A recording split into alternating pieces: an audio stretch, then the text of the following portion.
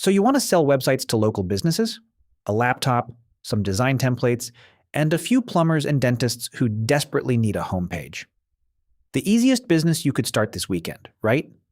That's the picture everyone assumes. Here is the truth. A single website is worth almost nothing the moment it's delivered. The real business isn't building sites at all. It's convincing a business owner to pay you every single month, forever, for something that costs you almost nothing to keep running.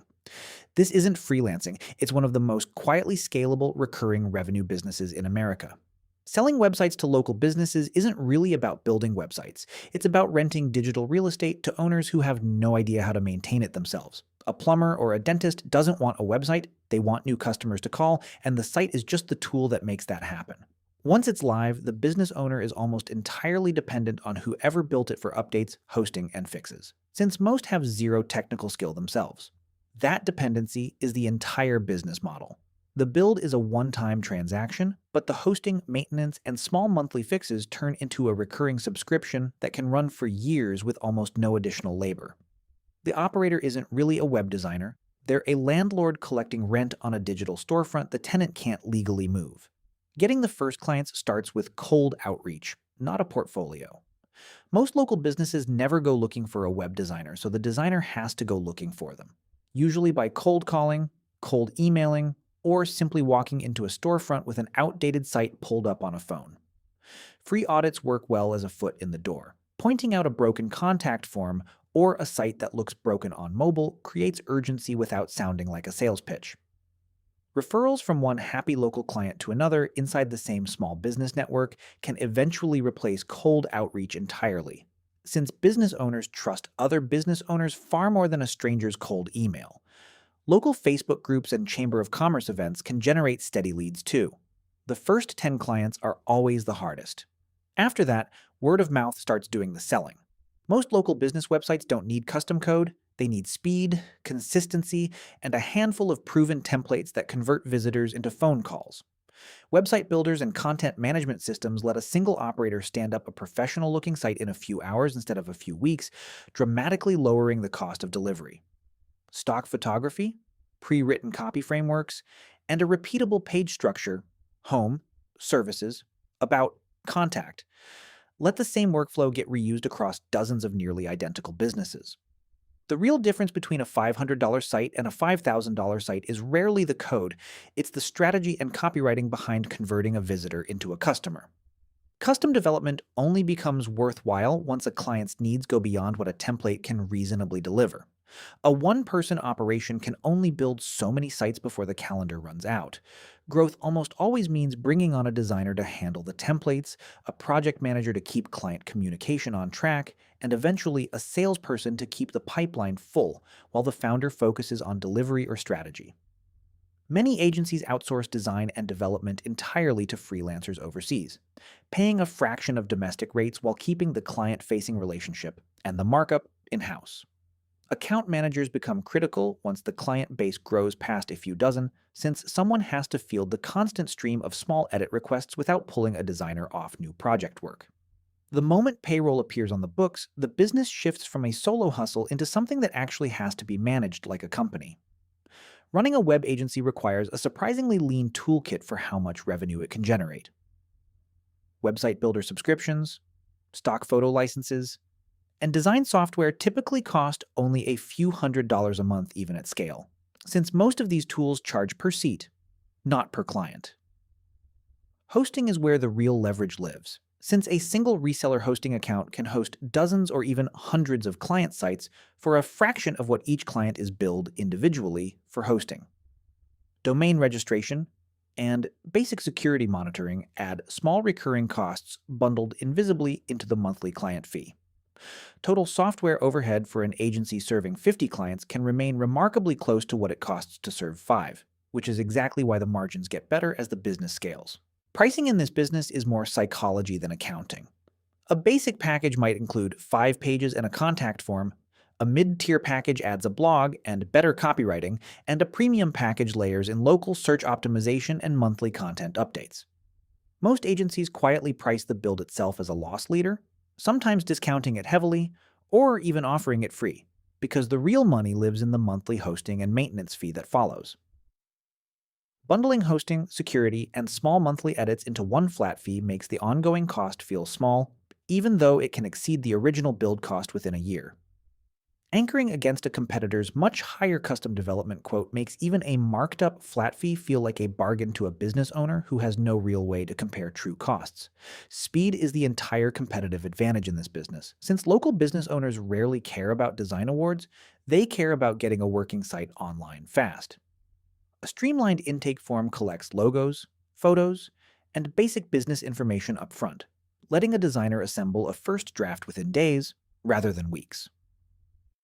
Revision rounds are capped intentionally, usually 2 or 3, to prevent an unlimited edits client from silently destroying the profit margin on a fixed-price project. Launch day itself is simple. Point the domain, verify the contact form works, and confirm the site loads properly on a phone, since most local customers will never see it on anything but a mobile screen. A tight, repeatable build process is what allows a small team to deliver dozens of sites a month without each one feeling like a custom project starting from zero. Every dollar in this business falls into one of 2 buckets, and they behave completely differently. The one-time build fee is immediate cash, but has to be earned again from scratch with every single new client. The recurring hosting and maintenance fee is smaller per month, but it compounds since a client signed 2 years ago is often still paying today for work that was completed once and never touched again. Add-on services, extra pages, seasonal promotions, small copy updates create a steady stream of smaller one-time payments layered on top of the recurring base. Search engine optimization and paid advertising management, sold as separate monthly retainers, can eventually dwarf the original web design revenue entirely. The businesses that survive long-term are almost never the ones chasing the biggest build fees. They're the ones quietly stacking recurring revenue month after month. Client churn is the silent killer of this business model, and it's rarely dramatic. It's a business simply closing down, changing hands, or deciding a site no longer matters. Losing even a handful of recurring hosting clients a month can quietly erase the profit gained from that same month's new sales if growth isn't tracked carefully. Certain local industries are more loyal than others, since a dentist or a law firm rarely switches web providers casually, while a seasonal business like landscaping might churn far more easily during slow months. Genuine relationships and fast responses to small requests dramatically reduce churn compared to a purely transactional hosting arrangement. The agencies that grow fastest almost always have retention systems in place before they have aggressive sales systems, since a leaking bucket makes it nearly impossible to fill from the top alone. Let's actually run the numbers on a real web agency. Revenue comes from new build fees plus the accumulating monthly hosting and maintenance base from every client still active. Expenses stack up from software subscriptions, hosting infrastructure, freelancer or staff payroll, and advertising spend to generate new leads. In the early months, almost all revenue comes from one-time builds, and margins look thin once labor is fully accounted for. Here's the part most people miss entirely. Hosting a basic local business website costs the agency only a few dollars a month in real infrastructure expense, yet most agencies bill clients $20, $40, sometimes over $100 monthly for that same hosting. The markup isn't disclosed anywhere, and most business owners have no idea what raw hosting actually costs, since comparing prices requires technical knowledge they simply don't have. Multiply that hidden margin across 100 or 200 active clients, and hosting alone can become more profitable than the entire design side of the business combined. Some agencies eventually stop taking new build projects altogether and pivot into pure hosting and maintenance portfolios, essentially becoming quiet landlords, collecting rent on digital property they built once, years ago. Web agencies carry more legal exposure than most people assume for a business built on templates and stock photos. Contracts need to clearly define ownership, since a client who stops paying monthly hosting fees may still believe they own the site outright and can move it freely.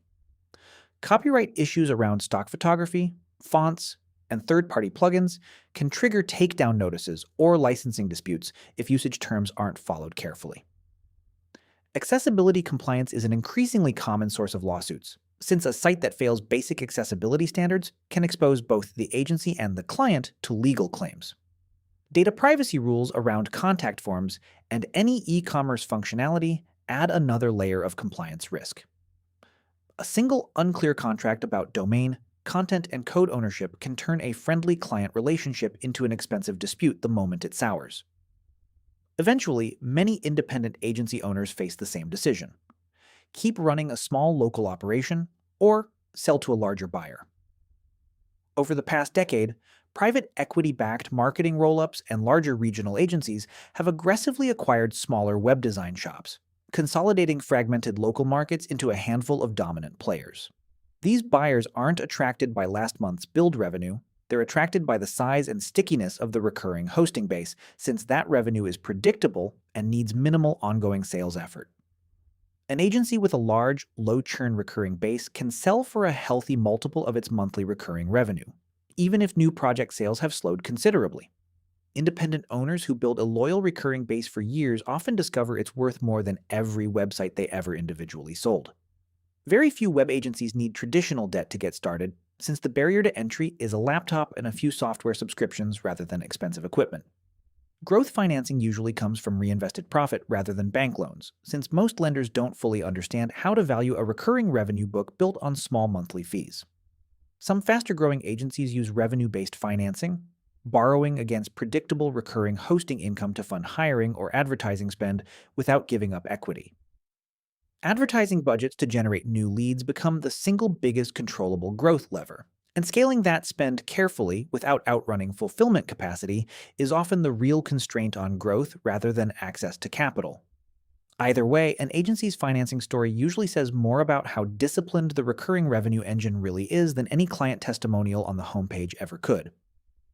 Do-it-yourself website builders and increasingly capable AI site generators change the local website equation, since a business owner can now technically build something themselves in an afternoon for a fraction of the cost. At first glance, that sounds like existential bad news for anyone selling websites to local businesses. But most business owners don't want to build anything themselves, they want the problem to disappear, and a do-it-yourself tool still requires time and taste a busy plumber or dentist simply doesn't have. Smart agencies have adapted by leaning into the fact that they're selling done-for-you service and ongoing support, not just a finished product, positioning themselves as the difference between a site that exists and a site that actually generates calls. In other words, cheaper tools don't necessarily eliminate this business. They just raise the bar on what a paid service actually needs to deliver.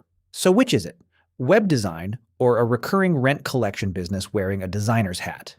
If you're chasing quick build fees, this is a competitive, low-margin freelance grind with a race to the bottom on price. But if you're patient enough to stack a large recurring hosting and maintenance base over time, the picture flips completely. The smart operators in this industry were never really web designers. They were landlords who happened to build the property themselves before renting it out forever. That's the real economics of selling websites to local businesses. Thin, one-time build margins sitting on top of a recurring hosting relationship that quietly compounds for years, funded by business owners who will never fully understand what they're actually paying for every single month. If videos like this help you see industries differently, subscribe. There's a lot more where this came from. See you in the next one.